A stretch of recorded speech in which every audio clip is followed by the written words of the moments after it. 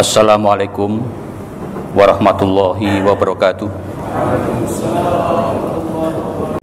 Alhamdulillahilladzi qala walladzi ja'ala asy-syamsa diya'an wal qamara nuran wa qaddarahu manazila li ta'lamu adadas sinina wal hisab. Asyhadu an la ilaha illallah wahdahu la syarikalah wa asyhadu anna Muhammadan abduhu wa rasuluh.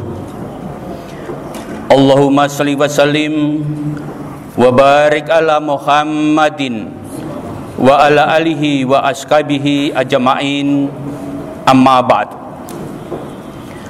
Qala ta'ala fi kitabil karim, a'udzu billahi minasy syaithanir rajim. Bismillahirrahmanirrahim.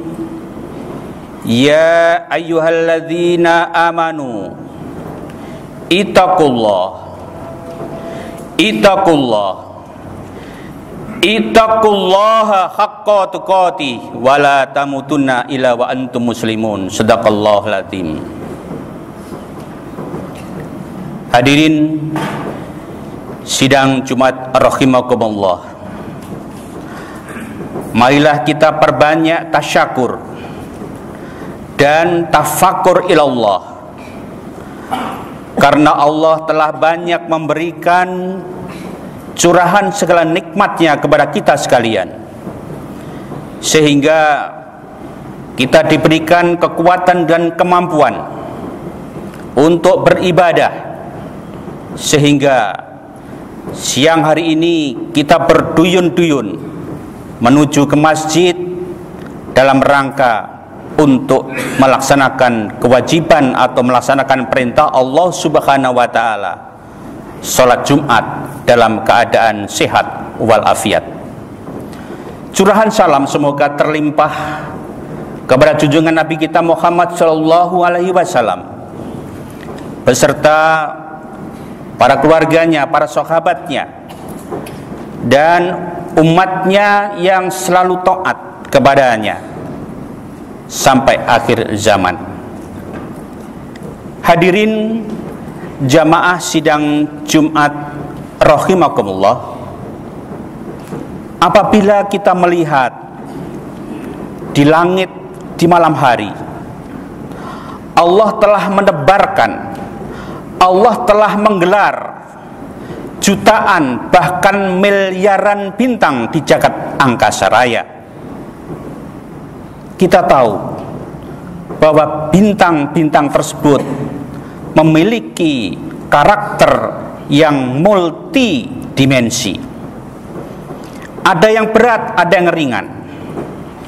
Ada yang panas, ada yang dingin. Ada yang berputar cepat, ada yang berputar lamban. Ada yang berjalan cepat dan juga ada yang berjalan pelan. Ada yang rapuh, ada yang kuat. Itulah isi langit yang sudah ditebarkan oleh Allah Subhanahu wa taala, pemandangan yang cukup indah buat kita. Apa yang harus dipetik oleh kita ketika melihat jagat angkasa raya malam hari? Allah mempunyai maksud agar supaya manusia paling tidak meniru karakter yang dialami oleh para bintang tersebut. Bintang tersebut bertasbih dengan caranya masing-masing. Mereka tidak ada yang konflik, padahal miliaran bintang dengan multi karakter yang berbeda-beda. Tidak ada yang konflik kalau kita lihat dari muka bumi ini. Itulah mengapa Allah menggelar agar supaya dicontoh. Akan tetapi di permukaan bumi Allah menciptakan manusia yang memiliki multi karakter juga. Akan tetapi kita lihat ternyata konflik ada di mana-mana. Main bunuh bercerai-berai. Artinya manusia pun, para pemimpin juga memiliki niat yang mulia. Ayo kita bikin forum-forum yang mulia. Ayo kita berpolitik yang sehat. Mari kita tunjukkan pejabat yang soleh dan solehah. Akan tetapi mereka keadaannya justru bercerai-berai, justru pecah, termasuk partai-partai Islam, termasuk politik-politik.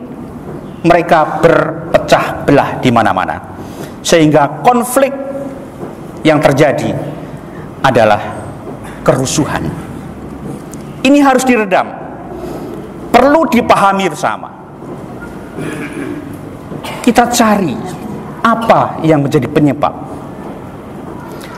Allah Subhanahu wa ta'ala telah menciptakan iblis, telah menciptakan orang yang soleh bernama jin. Itu makhluk yang pertama. 60.000 tahun mereka tawaf, bertasbih, menyebut nama Allah. Makhluk yang kedua adalah malaikat, dan makhluk yang ketiga adalah manusia. Ketika manusia diciptakan oleh Allah, jin marah, jin iri, dengki. Akhirnya dia disebut iblis laknatullah alaih. Mereka ingkar, tidak taat kepada Allah. Ketika Allah perintahkan kepada jin, iblis, sujud kamu, artinya hormatlah kepada manusia yang baru. Dia tidak mau melaksanakan perintah Allah. Saya itu senior, saya adalah orang yang paling pertama, tidak mau menghormati kepada makhluk yang paling muda, yang paling muda ini. Menentang pimpinannya sendiri. Inilah timbul iblis. Akhirnya dialog dengan Allah. Allah yang menciptakan manusia. Akhirnya terjadilah Memorandum of Understanding, MOU, antara Allah dengan iblis laknatullah alaih. MOU-nya adalah iblis akan menggoda manusia sampai akhir zaman. Bagaimana strateginya? Strateginya adalah untung. Iblis itu memberitahu kepada Allah, ya Allah, saya akan goda manusia. Kemudian Allah di dalam surat Al-A'raf ayat 17 memberitahu kepada kita sekalian, "Tsumma latiyannahum min baini aydihim wa min khalfihim wa an aymanihim wa an syama'ilihim wa la tajidu aktsarahum syakirin." Kemudian aku, ini aku iblis, mendatangi mereka dari depan, kemudian dari belakang, dari kanan, dari kiri mereka, dan engkau ya Allah tidak akan mencapai, tidak akan menjumpai manusia yang bersyukur kepadamu. Itulah strategi iblis di dalam menggoda manusia. Depan, belakang, kanan, kiri, kita dikepung habis-habisan oleh iblis laknatullah alaih. Tidak punya pintu sedikit pun. Ini perlu kewaspadaan.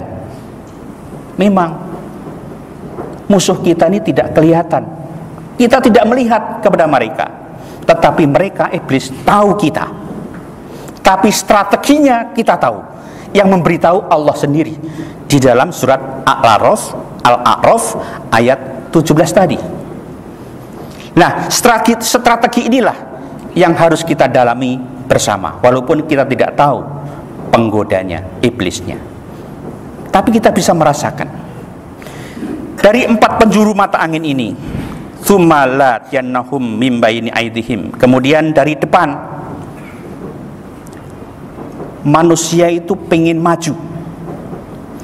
Manusia banyak kreativitasnya untuk kemajuan dunia ini.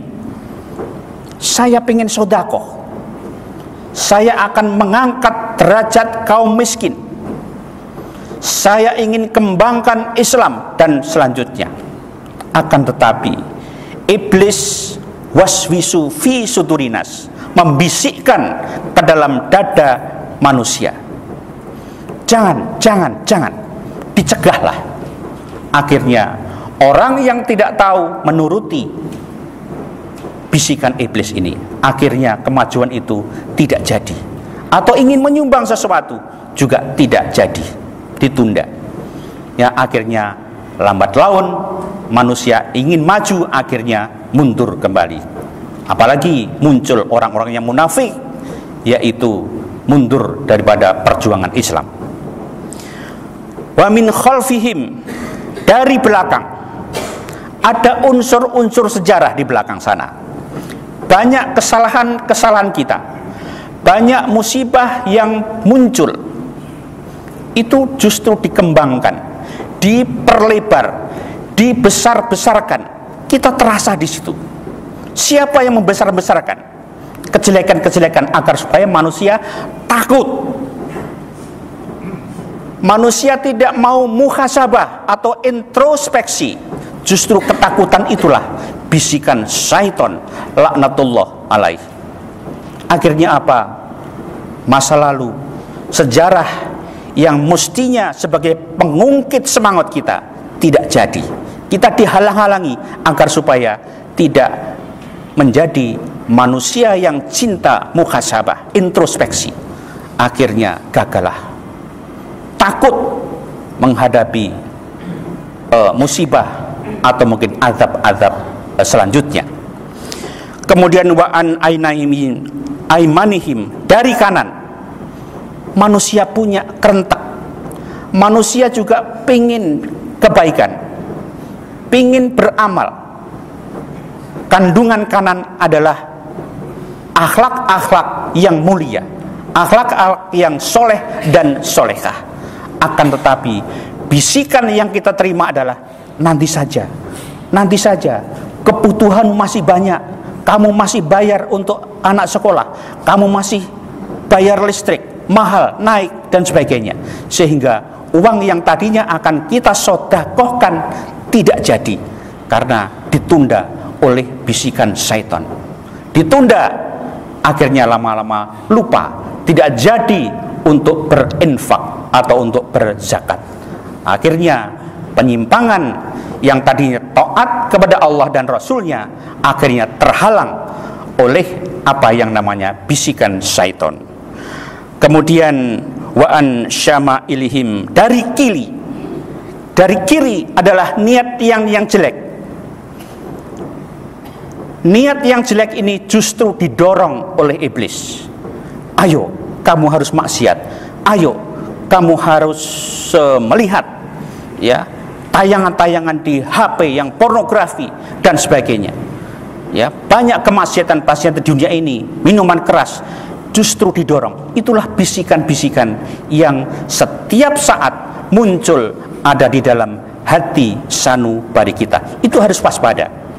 Apabila ada keempat penjuru, depan, belakang, kanan, kiri, kita memiliki bisikan seperti itu, maka salah satu caranya adalah berdoa kepada Allah Subhanahu wa ta'ala, mendekatkan diri kepada Allah Subhanahu wa ta'ala, agar supaya tameng kita adalah Allah semata.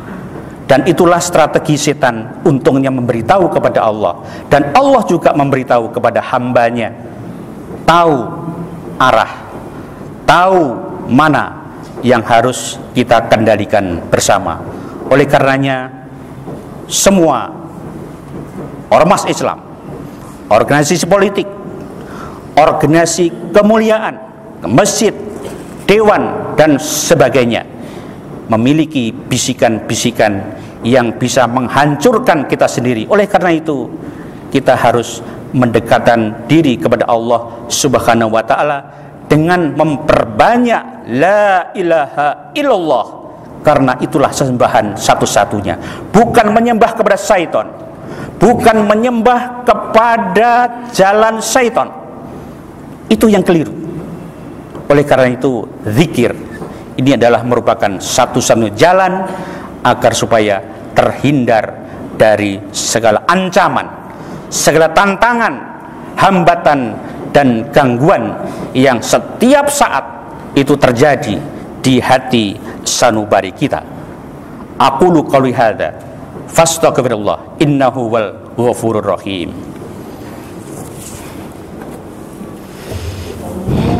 Salli ala sayyidina Muhammad wa ala ali sayyidina Muhammad.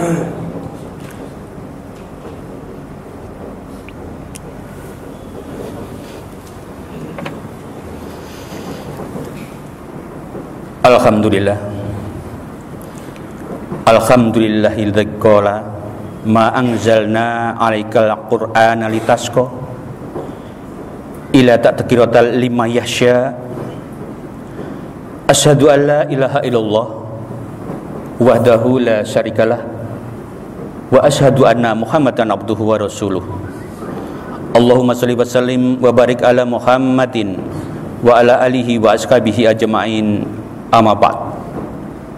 Ya ayyuhalladzina amanu ittaqullaha haqqa tuqatih wa la tamutunna illa wa antum muslimun. Hadirin sidang Jum'ah rahimakumullah. Kita telah dihadang oleh 4 penjuru. Kita tidak memiliki pintu apa-apa selain pintu syaitan. Melihat kondisi ini, malaikat merasa kasihan kepada manusia. Ya Allah, saya kasihan terhadap manusia, telah dikepung oleh iblis dari 4 penjuru. Allah menurunkan Al-Quran bukan untuk menakut-nakuti. Allah memberitahu kepada hambanya ada 4 penjuru itu di lingkungan syaitan semua. Bukan untuk menakut-nakuti, tetapi sebagai peringatan. Ma anzalna 'alaikal Qur'an litasqa ila tadhkiratal liman yasha. Ada sebagai peringatan ketika malaikat menyampaikan belas kasihannya kepada Allah. Allah menjawab, ya malaikat, masih ada 2 pintu yang masih tersisa. 2 pintu itu tidak dilalui oleh iblis dan jajarannya. Di mana Allah? 2 pintu tersebut. 2 pintu tersebut adalah atas pintu rahmat. Pintu rahmat yang harus dibuka lebar kalau kita sering berdoa. Pintu yang kedua adalah pintu bawah. Lalu bagaimana caranya? Ada 2 pintu yang masih tersisa. Itulah yang harus dilakukan oleh hamba-hamba Allah. Pintu atas adalah tempatnya berdoa. Ya Allah, bukakanlah pintu rahmat-Mu selebar-lebarnya, agar kami bisa sebagai penolong. Jadikanlah kami sebagai penolong ya Allah kepada sesama manusia yang lain. Saling tolong menolong.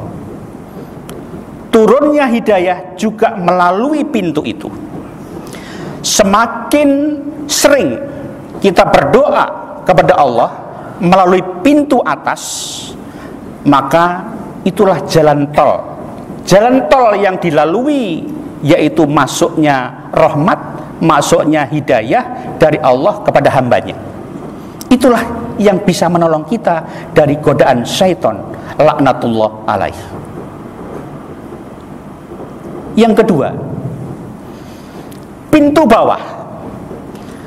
adalah tempatnya bersujud. Sujud adalah menempelnya jidat kita, menempelnya hidung kita, menempelnya dua telapak tangan kita, dan menempelnya dua lutut kaki serta jari-jari kaki kita. Sujud yang dimaksud di sini yang paling bawah adalah diikuti dengan mengecilkan jasad kita sekecil mungkin, karena ada yang maha besar. Kemudian teknik yang berikutnya adalah serendah-rendahnya di hadapan Allah, karena Allah maha tinggi. Kita harus menyadari kekurangan-kekurangan kita. Kita harus menyadari kelemahan-kelemahan kita, karena di sana ada la haula wala quwata illa billah. Karena ada yang maha kuat. Itulah dua jalur, dua-duanya sebagai pintu, sebagai benteng agar supaya kita terhindar dari 4 mata angin yang dinilai oleh kita, dinilai oleh Allah sebagai jalannya syaitan. Mudah-mudahan kita bisa menggunakan pintu atas dan pintu bawah yang harus kita tekuni bersama. Dan kemudian Allah juga memberikan kepada kita yaitu pengenalan diri bahwa Allah ini Tuhannya. Bagi orang yang awam yang tidak pernah sholat pun, Allah memperkenalkan diri di dalam surat 20 ayat 14. Innani anallahu la ilaha illa ana fa'budni wa aqimis sholah fil dzikri. Sesungguhnya aku ini adalah Allah. Tidak ada Tuhan yang hak selain aku, maka sembahlah aku dan dirikanlah sholat untuk mengingat aku. Wa aqimis sholata li dzikri. Zikir ini adalah sebagai sarana juga untuk mendekatkan diri kepada Allah Subhanahu wa ta'ala, agar kita terhindar dari musuh-musuh yang bergentayangan di 4 penjuru ini. Mudah-mudahan apa yang kami sampaikan dapat membangkitkan semangat untuk berakidah, untuk mempertebal keyakinan kepada Allah sesembahan kita, bukan menyembah kepada syaitan, bukan menyembah kepada hal-hal yang musyrik, jin, pohon-pohon yang mungkin ada penghuninya, diyakini seperti itu. Kita harus singkirkan semuanya. Pintu atas, pintu bawah adalah tempat kita untuk menyembah, untuk berzikir, untuk mempertebal keimanan kita. Hadirin, mudah-mudahan dengan hadirnya Jumat pada saat ini, sepeninggal dari masjid ini, paling tidak ada perubahan terhadap pribadi saya, pribadi kita semua, agar supaya kita terhindar dari apa yang namanya godaan ATHG, ancaman, tantangan, hambatan, gangguan yang datangnya dari iblis laknatullah alaih. Kita sebagai orang yang lemah, mari kita berdoa kepada Allah Subhanahu wa ta'ala. Semoga peran yang kita miliki yang multidimensi ini, semua organisasi yang mungkin kita jalani, insya Allah akan diberikan perlindungan oleh Allah Subhanahu wa ta'ala. Innallaha wa malaikatahu yusholluna ala nabi ya ayyuhalladzina amanu shollu alaihi wa sallimu taslima. Allahumma sholli ala Muhammad wa ala alihi wa ashabihi ajma'in. Hamdan yuafi ni'mahu wa yukafi majidah. Ya Rabbana lakal hamdu kama yanbaghi li jalali wajhikal karim wa atimi sultanik. Allahumma sholli ala Muhammad wa ala alihi wa ashabi ajmain. Dengan penuh tawadu, pada hari ini kami bersyukur atas segala curahan nikmat yang telah Engkau anugerahkan kepada kami ya Allah, sehingga kami dapat menunaikan kewajiban sholat Jumat dalam keadaan sehat walafiat. Ya Allah yang Maha Pengampun, maafkan kami ya Allah atas dosa kami, dosa orang tua kami, dosa para pemimpin bangsa kami, kesalahan yang cukup banyak, baik yang kami sadari maupun kekhilafan yang terjadi. Ya Allah, berikanlah petunjuk-Mu sehingga kami dapat memperbanyak amalan-amalan kami untuk menebus dosa-dosa yang kami alami. Ya Allah, pemberi hidayah, bukakanlah pintu rahmat-Mu selebar-lebarnya, turunkan hidayah-Mu sebesar-besarnya kepada manusia. Ya Allah, persatukanlah masyarakat kami agar dapat menjaga hubungan baik dengan sesama, dengan lingkungan. Bukakanlah pintu rahmat-Mu selebar-lebarnya untuk masyarakat kami, agar tidak melakukan bisikan-bisikan syaitan yang mungkin terjadi. Hal tersebut adalah memalukan di hadapan-Mu ya Allah, maupun memalukan di hadapan orang lain. Tautkan hati kami sesama bangsa ya Allah, jaga kerukunannya, saling hormat menghormati, saling bantu menegakkan keamanan dan ketertiban dalam mewujudkan ukhuwah watoniyah. Rabbana atina fid dunya hasanah wa fil akhirati hasanah wa qina adzabannar wa adkhilnal jannata ma'al abrar. Ya Aziz, Ya Ghaffar, Ya Rabbal Alamin. Subhana rabbika rabbil izzati amma yasifun wa salamun alal mursalin walhamdulillahi rabbil alamin. Wa aqimis shalah.